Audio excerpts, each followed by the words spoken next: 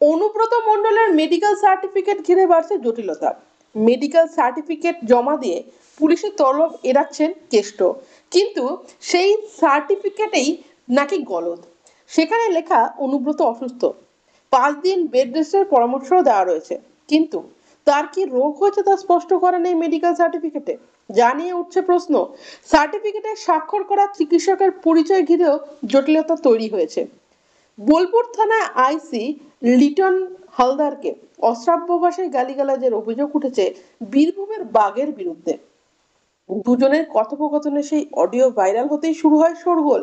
সেই অডিওর ভিত্তিতে অনুব্রতের বিরুদ্ধে এফআইআর দায়ের করা হয়। দুটি জামিন অযোগ্য সহ মোট 4টি ধারায় দাপুটে নেতার বিরুদ্ধে মামলা করা হয়।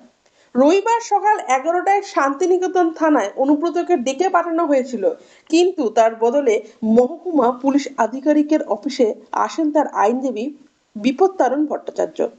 পুলিশের কাছে একটি মেডিকেল সার্টিফিকেট জমা করে যান, অথচ অনুব্রতকে কেউ হাসপাতালে যেতে দেখেননি বা কোনো চিকিৎসককে তার বাড়িতে আসতেও দেখেননি।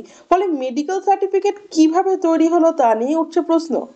এই সূত্রে হাসপাতাল থেকে কেষ্টর মেডিকেল সার্টিফিকেট ইস্যু করা হয়েছে, তার 2 প্রতিনিধিকে তলব করেছে এসডিপিও অফিসে। সেখানে তারা জিজ্ঞাসাবাদ করা হবে বলে জানা গেছে। ওয়াকিবহাল মহলের মতে অনুব্রতর একাধিক রোগ রয়েছে, সিওপিডি, হৃদরোগের মতো হাজারো অসুখে ভুগছেন তিনি। এমন পরিস্থিতিতে বিশ্রামের পরামর্শ স্বাভাবিক, কিন্তু কি কারণে বেড রেস্টের সুপারিশ তা উল্লেখ থাকাই স্বাভাবিক ছিল। সার্টিফিকেটে স্বাক্ষর করেছেন বেসরকারি মেডিকেল কলেজ ও হাসপাতালের জৈন চিকিৎসক এইচ চৌধুরী। তাৎপর্যপূর্ণভাবে তিনি নাকি আবার বিএমওএইচ অর্থাৎ সরকারি মহকুমা হাসপাতালের চিকিৎসকও, আবার বেসরকারি হাসপাতালের মালিক মলয়পীঠ। এই মলয়পীঠকে গরু পাচার মামলায় বারবার তলব করেছে সিবিআই। তার শান্তিনিকেতন ট্রাস্টে অনুব্রতের যোগও তদন্তকারীদের স্ক্যানারে ছিল। এদিন তার সঙ্গে যোগাযোগ করা হলে মলয় জানান, রাজ্যের বাইরে আছে, বিষয়টি শুনেছি, গিয়ে দেখব। তবে কোন ডাক্তার কাকে মেডিকেল সার্টিফিকেট ইস্যু করছেন সবকিছু তা আমার জানা সম্ভব নয়, তবে আমি ফেরার পরে বিষয়টি অবশ্যই খতিয়ে দেখব। তবে অনুব্রতর এই অসুস্থতার দোহাই দিয়ে হাজিরা এড়ানো নতুন নয় বলেই দাবি বিরোধীদের। গরু পাচারের তদন্ত চলাকালীন তার বাড়িতে গিয়ে চেক আপ করেন বোলপুরের চিকিৎসক চন্দ্রনাথ অধিকারী। তারপরে কার্যত বোমা ফাটিয়েছিলেন। প্রথমে তাকে পরীক্ষা করে জানিয়েছিলেন অনুব্রত মণ্ডলের বেশ কিছু সমস্যা রয়েছে, আপাতত বিশ্রামে থাকা দরকার। 14 দিন বেড রেস্টও লিখে দেন, কিন্তু এসএসকেএম এর তরফে জানানো হয়েছিল ক্রনিক সমস্যা থাকলেও ভর্তির প্রয়োজন নেই। ফলে 2 চিকিৎসকের ভিন্ন মত নিয়ে তোলপাড় শুরু হয়। এরপরই বিস্ফোরক মন্তব্য করেন চিকিৎসক চন্দ্রনাথ অধিকারী। তিনি জানান, বোলপুর হাসপাতালের সুপার বুদ্ধদেব মুর্মু তাকে অনুব্রতর বাড়ি গিয়ে চিকিৎসার নির্দেশ দিয়েছিলেন, এমনকি হাসপাতালের প্যাডও দেওয়া হয়নি। সাদা কাগজে যাবতীয় পরামর্শ লিখিয়ে দিয়ে আসেন চিকিৎসক। ডাক্তার অধিকারী সাফ জানান, অনুব্রত মণ্ডলী তাকে বলেছেন বেড রেস্ট লিখতে। যেহেতু বোলপুরেই থাকেন, তাই অনুব্রত মণ্ডলের নির্দেশ অমান্য করার সাহস কারণ নেই। বর্তমান মেডিকেল সার্টিফিকেট নিয়ে বিতর্কের মাঝেই অনেক পুরনো স্মৃতি উঠে আসছে। পাশাপাশি অভিষেক বন্দ্যোপাধ্যায়ের ছোটবেলার ছবিকে হাতিয়ার করে মুখ্যমন্ত্রীর বিরুদ্ধে লাগাতার কুৎসার পাল্টা দিলেন কুণাল ঘোষ।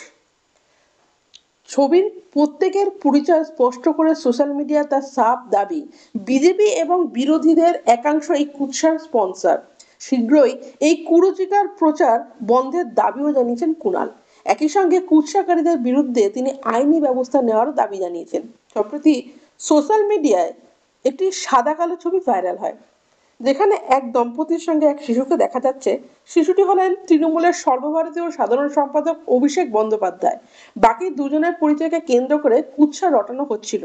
সেই কুৎসার জবাবে ফেসবুকে তৃণমূলের রাজ্য সাধারণ সম্পাদক লেখেন, জেনে রাখুন, ছবিতে পুত্র অভিষেক বন্দ্যোপাধ্যায়কে নিয়ে তার বাবা অমিত বন্দ্যোপাধ্যায় এবং তার মা লতা বন্দ্যোপাধ্যায়। তার অভিযোগ, এই ছবির অপপ্রয়োগ করে একাংশ মমতা বন্দ্যোপাধ্যায়কে জড়িয়ে বিকৃত ইঙ্গিতপূর্ণ কুৎসা প্রচার করছে, আর এদের স্পন্সর করছে বিজেপি এবং বিরোধীদের একাংশ। এরপরই কুৎসাকারীদের এক হাত নিয়ে তৃণমূল সুপ্রিমোর লড়াইয়ে জীবন কাহিনী তুলে ধরেছেন।